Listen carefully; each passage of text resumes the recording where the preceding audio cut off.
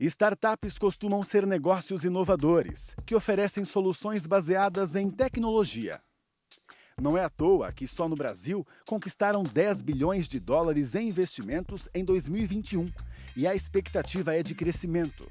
A tendência é melhorar o impacto das empresas no meio ambiente, na sociedade e na governança. É isso mesmo, o ESG.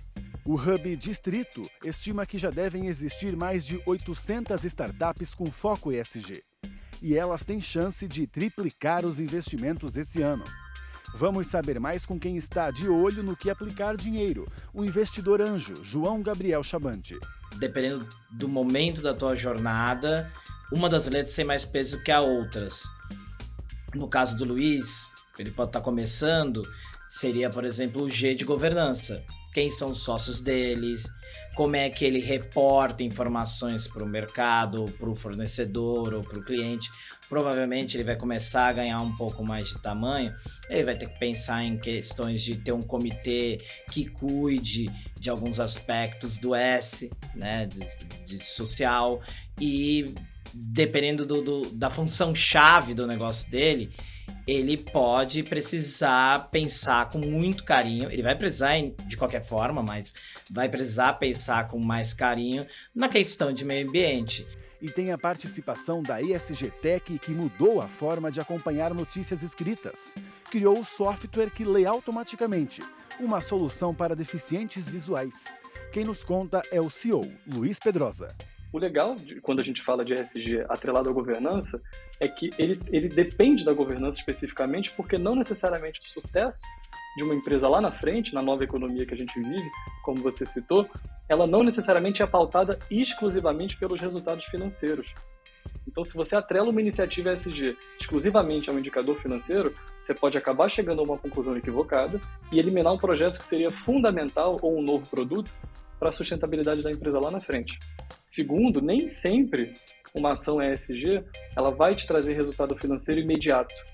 São ações normalmente de longo prazo que fortalecem a marca empregadora também, a relação com as comunidades que essa empresa atua, o atingimento de um novo público. Todos esses elementos determinam a sustentabilidade de uma empresa no longo prazo. Essa é a hora do Foco ESG.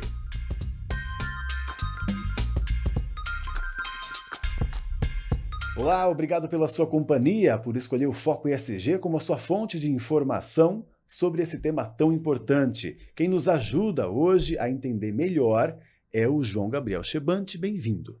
Obrigado, Pablo. Obrigado você por ter aceitado. E também está aqui com a gente o Luiz Pedrosa. Bem-vindo. Obrigado, Pablo. É um prazer estar aqui. Obrigado, direto do Rio de Janeiro, ele. Vamos começar falando, então, sobre essas empresas que já nascem ESG, né? Porque o que a gente vê muito é uma movimentação para se tornar, né? Todo mundo quer melhorar, quer atingir certas métricas. Como é que uma empresa ela já pode começar tendo um parâmetro, um nível alto ESG? É mais fácil começar sendo do que se adaptar? É claro que é melhor começar sendo. Você já constrói a sua jornada, independente se é uma pequena empresa ou uma startup, trabalhando com foco em tecnologia, mas trazer as melhores práticas de ESG no seu dia a dia. Óbvio que quando você está começando, talvez algum das 3 letras seja mais relevante.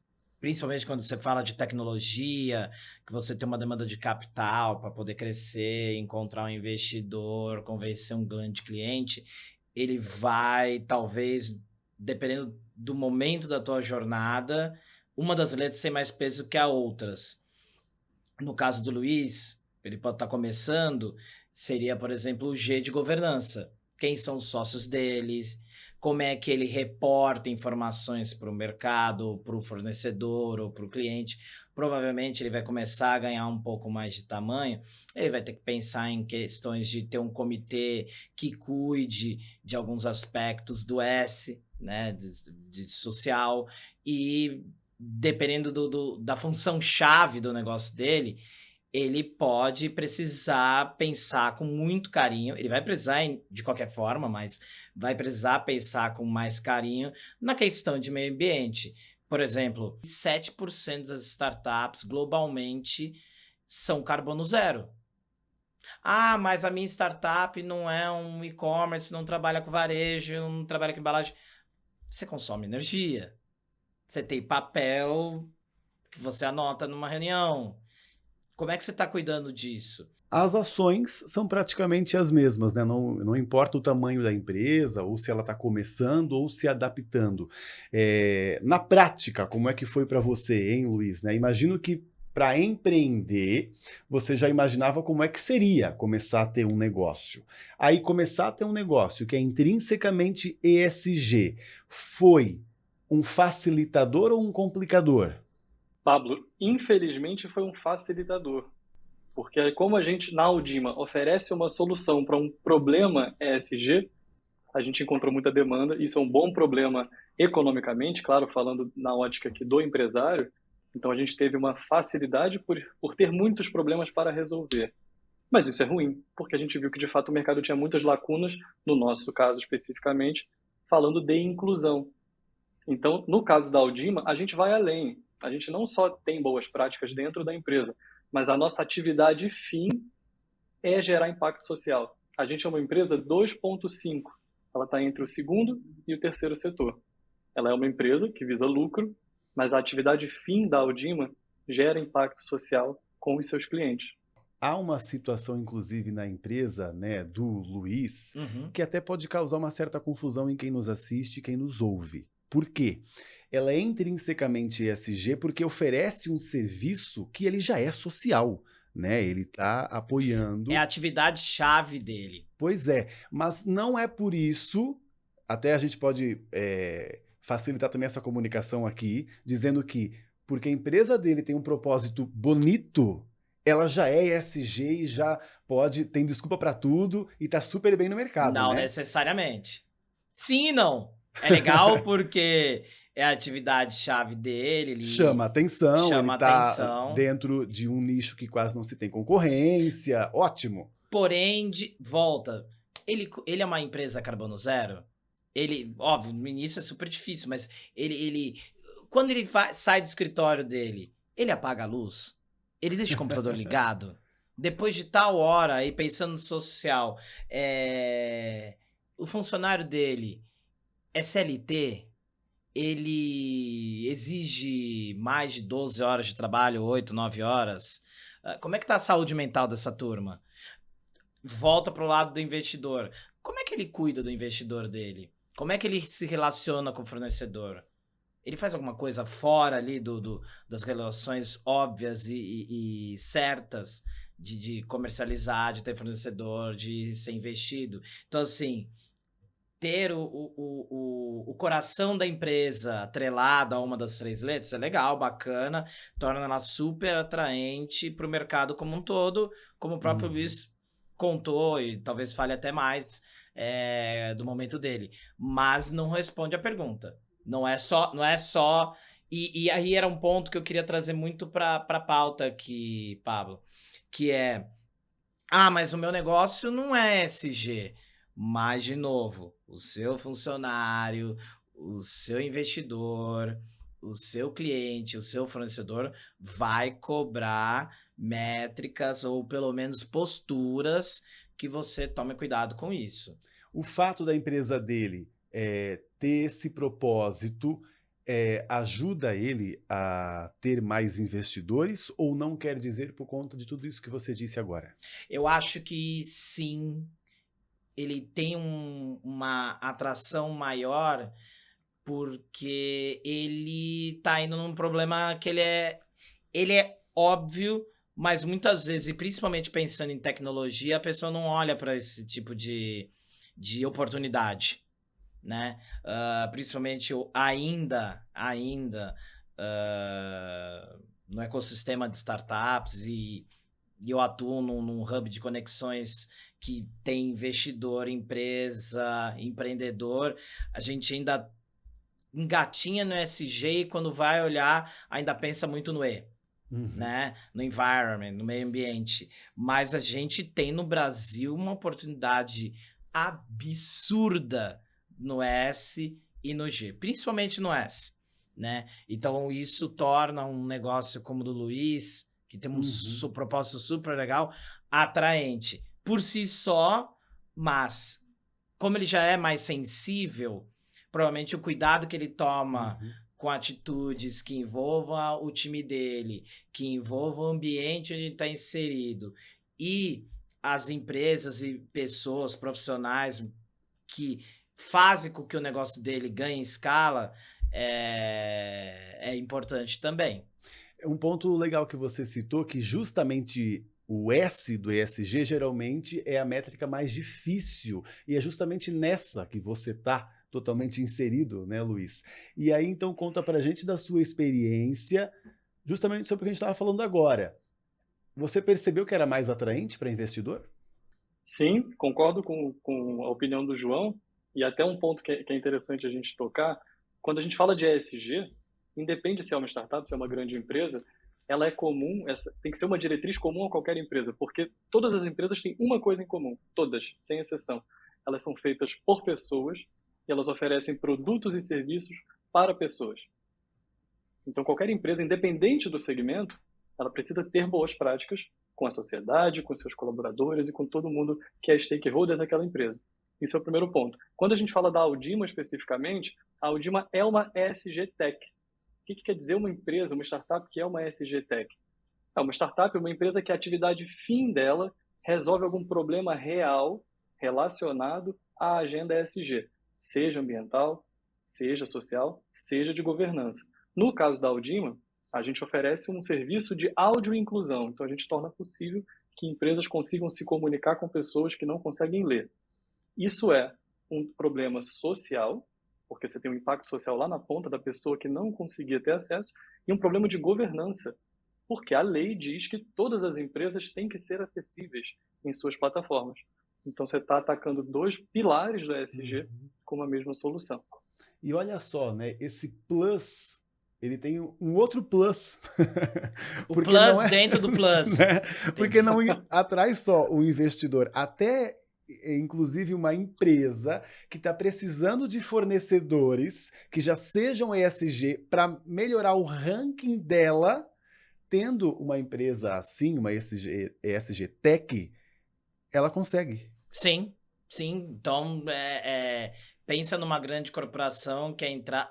Eu sei que você já entrevistou gente da B3 aqui, e ela quer entrar naquele índice porque ela sabe que uma vez que a empresa entra lá no índice de sustentabilidade empresarial, ela sabe que ela tem acesso a novos tipos de investidores, que tem fundo que olha aquela métrica, mas o dono do fundo de investimento que coloca dinheiro na empresa do Luiz, ou coloca numa startup que ganha alcunha de unicórnio, ou numa pequena empresa, numa grande empresa, o dinheiro dele provavelmente vai vir de um fundo de pensão, ou de um family office, ou de um fundo soberano, que é um fundo de um país que aplica em negócios. Essa fortuna, ela aplica em gestores, que aí eu sou um caso deles, que é cobrado por métricas ESG. Então, provavelmente em algum momento o Luiz, ele vai passar por uma rodada de investimento em que o investidor vai falar, legal, bacana, assinei um cheque, são tantos milhões, só que a partir de amanhã, para você conseguir o próximo, você vai ter que ter um comitê de diversidade, você vai ter que ter um comitê de governança, eu vou olhar tais métricas, eu quero que você se aproxime em X anos de ser net zero, de ser carbono zero, e por aí vai. Isso para pequena. Imagina para grande, que tem demanda de bilhões, que tem um monte de gente investindo, seja majoritário, seja minoritário, a pressão que esse cara possui. E aí é a hora que você tem um mercado que nasce, que é justamente de ESG Tech, startups que ajudam grandes empresas a inserirem as melhores práticas dentro de casa. Até me surgiu uma curiosidade para a gente voltar um pouquinho no tempo do Luiz. Quando você criou essa empresa, sabia desse trunfo? Ou foi Na época percebendo? não tinha esse nome exatamente, Pablo. Acho que a expressão ESG Techs, principalmente depois de 2020, ganhou muita força, mas quando a gente nasceu em 2016, ainda não tinha esse nome ESG Tech. A gente já sabia que esse mercado era muito forte, que vinha em ascensão, mas principalmente depois da pandemia, a gente realmente viu um boom. Acho que o ano de 2020 foi realmente um ano da virada para essa percepção das empresas, e eu estou falando muito de empresas, porque os clientes da Audima são empresas, e qualquer interesse de investidores está atrelado ao sucesso da startup com os seus clientes. Então, a gente está sempre olhando lá na ponta. Quem é que quer contratar o serviço dessa startup? Então, a gente percebeu depois de 2020, principalmente, uma força muito grande no mercado, porque as empresas realmente estão buscando se associar a ESG Techs e, de fato, atacar os problemas reais que elas já têm. Não estamos falando de greenwashing e social washing. As empresas querem atacar os problemas reais. Ele é intrinsecamente ESG, ele oferece um serviço que ajuda a sociedade. Ele também tem práticas ESG dentro da corporação dele. E isso também não significa de que a partir desse momento, então, ele está aprovado e não precisa mais evoluir, né? Porque, ao mesmo tempo, vão surgindo concorrentes e essa melhora é contínua. Ela é contínua. A sociedade está mudando o tempo inteiro, o meio ambiente está mudando o tempo inteiro e a própria governança está mudando o tempo inteiro. Poxa, pensa, governança há 20 anos atrás, 30 anos, 20, você não tinha internet. Então, se você não tinha internet, como é que eu vou pegar uma empresa grande listada em bolsa? Como é que eu conto para aquele acionista que tem uma ação de uma empresa, como é que eu tô andando? Eu vou ter que fazer um comunicado, eu vou mandar uma carta, eu vou fazer uma apresentação, coisas que existem até hoje, mas há 20 anos atrás não tinha uma internet para eu mandar um e-mail ou ou ter uma proximidade maior com ele, né? Então, e daqui a 20, 30 anos talvez seja outra forma, né? Até fico imaginando o pessoal que gosta de empreender, assistindo, ouvindo a gente aqui. Você, Luiz, depois, né, que acabou se envolvendo com esse tema, percebeu, por acaso, um potencial bastante grande? Não sei se posso te perguntar, inclusive, se já tem mais ideias de ESG Techs? Com certeza, Pablo. É uma melhoria contínua. E a gente, como fornecedor, como ESG Tech, a gente tem que estar muito atento às demandas, inclusive para demandas que não foram percebidas. Isso é muito importante. Para isso fazer sentido, para isso acontecer na prática, o ESG tem que fazer parte da governança. Se o ESG não fizer parte da sua governança, é como um prédio sem fundação. No primeiro tremor, tudo desaba. Quando o ESG faz parte da sua governança, isso realmente está na estratégia da empresa e você passa a olhar para tudo com o viés de ESG, tanto para o social, quanto para o ambiental, quanto para a governança em si. O legal, quando a gente fala de ESG atrelado à governança, é que ele depende da governança especificamente, porque não necessariamente o sucesso de uma empresa lá na frente, na nova economia que a gente vive, como você citou, ela não necessariamente é pautada exclusivamente pelos resultados financeiros. Então, se você atrela uma iniciativa ESG exclusivamente a um indicador financeiro, você pode acabar chegando a uma conclusão equivocada e eliminar um projeto que seria fundamental ou um novo produto para a sustentabilidade da empresa lá na frente. Segundo, nem sempre uma ação ESG ela vai te trazer resultado financeiro imediato. São ações normalmente de longo prazo que fortalecem a marca empregadora também, a relação com as comunidades que essa empresa atua, o atingimento de um novo público. Todos esses elementos determinam a sustentabilidade de uma empresa no longo prazo. Então, a gente, falando aqui do lado como ESG Tech, a gente está sempre atento a essas mudanças, muito em parceria com os nossos clientes. Startups ou grandes negócios que possuem um programa atrelado à saúde mental dos funcionários, tema que também de 2020 para cá veio à tona por causa de pandemia, lockdown, home office. Foi, a mesma pesquisa, uma pesquisa de Harvard, apurou que o potencial de retenção de funcionários aumenta em 37%. O que hoje em dia, inclusive, é bastante importante para as empresas, né? Sim, a gente vive uma guerra de talentos, é global. Hoje eu posso recrutar um cara como o Luiz que está no Rio, ou uma funcionária como eu tenho que mora em Londres. Pô, se eu puder criar boas práticas que sejam referências globais, ótimo, porque hoje fazendo uma brincadeira de infância, é um jogo de rouba-monte. E aí o ESG, ele, de novo, aí volta acho que um pouco pro início da conversa, Pablo, ele tem que estar no centro da empresa. Ele tem que estar no coração da estratégia. Ou, como eu falo muito, tem que estar no branding, né? Ele tem que estar ali presente no cerne do negócio, porque, de novo, o ecossistema que você faz parte vai te cobrar. E se você não entregar, você vai ter um problema lá na frente, no caso do Luiz, de entrega para o cliente, ou um fornecedor você vai perder porque você comete uma prática ruim ali na governança de relacionamento com ele, ou é um cliente que vai te viabilizar, ou é algum funcionário que você está tratando mal e ele vai ficar chateado com você. Uma ESG Tech, acho que eu nem deveria usar a palavra me parece, né? É quase que evidente que ela é muito interessante no mercado. Que mercado é esse? Que potencial é esse? Nossa, é uma excelente pergunta. Ele no Brasil é um mercado crescente. Ele é um mercado crescente. Ainda que em 2022 a gente teve uma redução no volume de investimento em startups como um todo, em torno de 52%. 2021 foi recorde.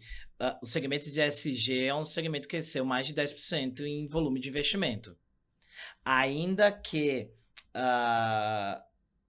eu vejo uma evolução dentro da sigla, né? Então, a primeira onda foi a onda E. Então, startups que atuam com energia solar, economia de energia, outras fontes de energia alternativa, o melhor consumo, elas largaram na frente, até antes da pandemia. Nesse momento, startups como a do Luiz, como a Aldima, ela está sendo a bola da vez. Porque a cobrança até, de novo, em virtude do período que a gente ficou trancado dentro de casa, a pressão, o aumento de resultado, tem que dobrar 50% de aumento, 20% de aumento e tal, ela criou uma bolha no funcionário que ele está prestes a explodir de estresse, de insatisfação e tal, ou da grande empresa precisar se encaixar e encaixar os funcionários dentro do contexto ESG. Então, eu acho que eu vejo pelo um volume global e Brasil de investimento em startups, com o coração da atividade em ESG e principalmente no S. Então, o Luiz, no final do dia, é o seguinte, Pablo, ele não vai ter problema de encontrar investidor, pelo menos pelos próximos anos, e mesmo no momento em que o investimento em startups deu uma reduzida, porque além da governança precisar, ela é um organismo em movimento, a inovação está aí. Sim, eu imagino. Ela não tem como represar. E até pergunto para ele, por acaso a busca, né, por empresas como a sua, ela realmente é, como a gente está falando aqui, né, no sentido de um empresário que quer melhorar suas métricas ESG, então ela vê o teu negócio como um bom apoio, ou ainda como um serviço apenas que ele precisa, né? Eles não enxergam como apenas um serviço. Eles já enxergam como um serviço, como um fornecedor que faz parte da estratégia ESG. Mas a gente ainda tem muita estrada pela frente. Assim, minha opinião sobre a maturidade das empresas aqui no Brasil com relação à ESG como um todo e a parceria com a ESG Techs é que muita gente ainda acha que a ESG é uma novidade. Mas não é. O termo ESG já tem quase 20 anos. Teve uma pesquisa da CNI em 2021, um pouco antes ali da Conferência do Clima, na Escócia, e eles entrevistaram 500 executivos industriais aqui do Brasil e 72% deles admitiu que não conheciam ou conheciam muito pouco do termo ESG. A gente está falando de alto nível de direção. O lado bom é que essa mesma pesquisa, lá em 2021, mostrou que mais de 80% desses mesmos executivos consideram a agenda ESG importante ou muito importante e que eles estão decididos a investir em ações nessa linha. Então, o que eu vejo no mercado? Que as empresas, de fato, buscam cada vez mais se aproximar da pauta ESG e elas buscam apoio externo no mercado com especialistas e com empresas que oferecem esses serviços especializados. Um potencial para investir em uma empresa ESG Tech.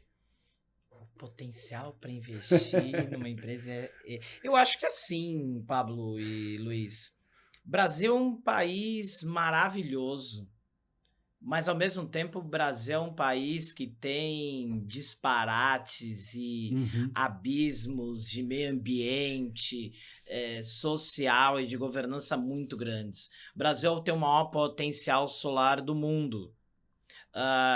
Você não tem linha de transmissão entre o norte de Minas Gerais e o sul da Bahia.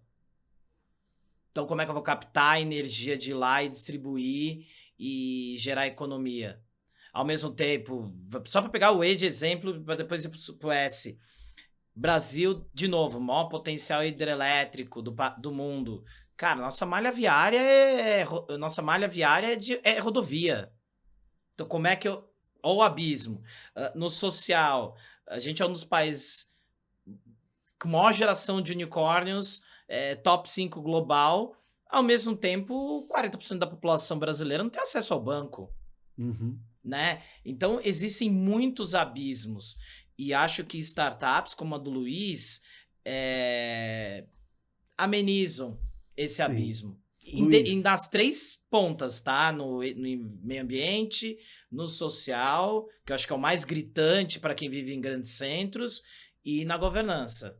Certo.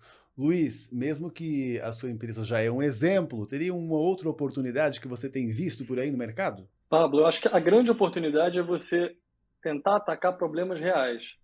Problemas não faltam, desafios não faltam, mas a gente atacar de fato o que é tangível, o que você consegue metrificar e saber que de fato o problema está sendo resolvido.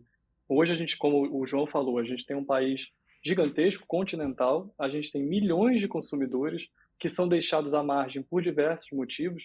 Então, pessoas que estão atentas a essas oportunidades têm grandes chances de ter algum sucesso. A gente tem um mercado onde a gente tem um cenário relativamente bem amadurecido de compliance, de regulação, e a regulação precisa ser respeitada, mas além da lei, os consumidores nunca tiveram tanta voz. As pessoas, o cliente, no fim das contas, é quem mais cobra. Porque se um cliente não se identifica com o propósito da sua empresa, ele vai comprar do concorrente. Então, acho que a grande oportunidade é como olhar para a minha empresa como uma empresa que, de fato, pode atender esses anseios e essas demandas dos meus clientes. Mas para você saber quais são essas demandas, você tem que ouvir. Então, a grande oportunidade é estar aberto para ouvir quais são os desafios e as demandas que os clientes dão, as pessoas falam.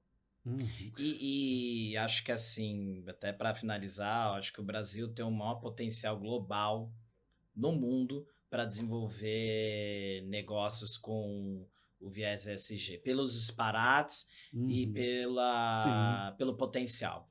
Simplesmente por a gente ter grandes problemas, podemos ter grandes oportunidades. Grandes problemas de meio ambiente, grandes problemas sociais, grandes problemas de governança. Obrigado, então, pela participação de vocês. Luiz, parabéns pelo seu trabalho. Até uma próxima. Obrigado, Pablo. Prazer. Obrigado, João, também. Valeu. Obrigado, João. Eu que agradeço. Muito obrigado, Pablo. Muito obrigado, Luiz. A gente se vê, então, e você também que nos acompanha, não perde nenhum Foco ESG. Lá no YouTube, clica no sininho para ser avisado de novos episódios. Também acompanhe a gente pelo sbtnews.com.br, tanto como portal quanto nas redes sociais. E nós também estamos no SBT Vídeos. Então a gente se vê.